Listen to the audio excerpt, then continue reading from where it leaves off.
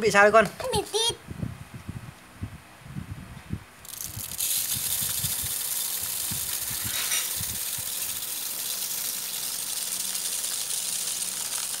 Nó bị tít rồi. Từ từ, Cái gì? từ từ nhá, từ từ.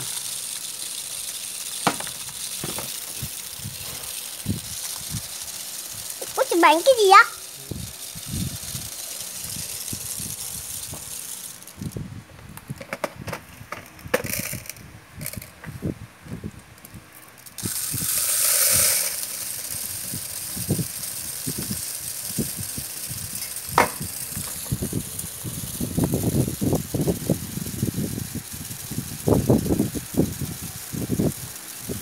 Con tràn.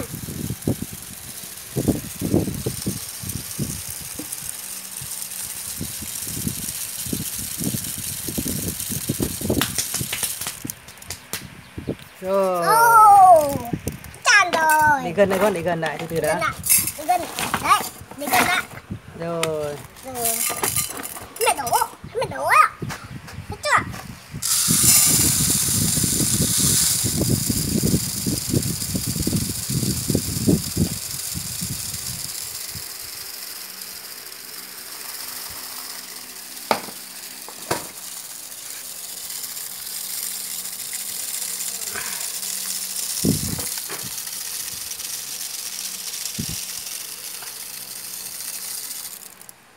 Rồi.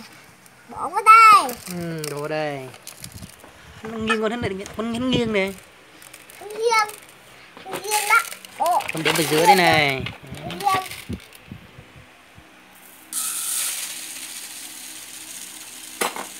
Ngủ đi.